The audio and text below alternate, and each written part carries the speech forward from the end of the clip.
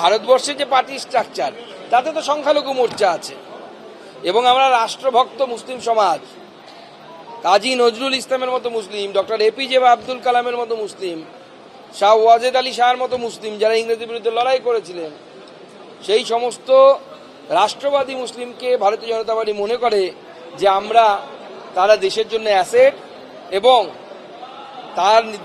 সেই নীতি নিয়ে ভারতীয় জনতা পার্টি চলে এবং আগামী দিনেও চলবে। আপনি রাজ্য সভাপতি হিসেবে আপনাদেরকে আগে বললাম যেখানে ডেলিগেটসরা আসেন, শুভেন্দু অধিকারীও একজন ডেলিগেটস, আমন্ত্রিত ডেলিগেট, স্বাভাবিকভাবে সেই ডেলিগেটসদের মধ্যে থেকে অনেকে অনেক রকম প্রস্তাব রাখেন।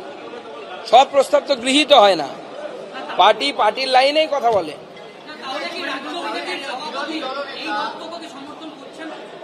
আমি আমার স্ট্যান্ড ক্লিয়ার করে দিয়েছি, আমার পার্টি সমর্থন করে না, তা আমি কোথা থেকে সমর্থন করতে পারবো? আমি তো পার্টির বাইরে না, এরকম কোনো ব্যবস্থা নেই। এখানে তো সবাই সবার মতামত বলতে পারে। কেউ বলবে যে অমুক জেলা সভাপতি কাজ করেনি, তাকে সঙ্গে সঙ্গে কি আমরা শোকজ করে দেবো? কেউ বলে অমুক মন্ডল সভাপতি তৃণমূলের হয়ে কাজ করেছে। মানুষ হেরে গেলে অনেক রকম অভিযোগ হয়, তো তার জন্য কি আমরা এরকম ভাবে শোকজ করতে পারি না? দুটো ভিন্ন বিষয়।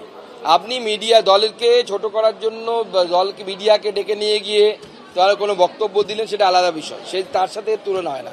এটা প্রস্তাব রাখার জায়গা, এটা তো বর্ধিত সভা, এখানে তো বিভিন্ন প্রস্তাব রাখা হয়, আলোচনা হয়, সেই প্রস্তাব সব প্রস্তাব তো গৃহীত হয় না।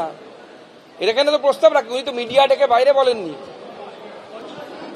দেখুন, আমরা এর একটা পদ্ধতি তৈরি করেছি। আমরা জেলাগুলো থেকে প্রত্যেক জেলায় একটি করে মিটিং হচ্ছে, সেই বেশিরভাগ জেলার, আমি এক্সাক্ট নাম্বার এই মুহূর্তে আমার মনে নেই বলে আমি বলতে পারছি না, বেশিরভাগ জেলায় বা 80% জেলার এই রিপোর্ট আমাদের কাছে চলে এসেছে।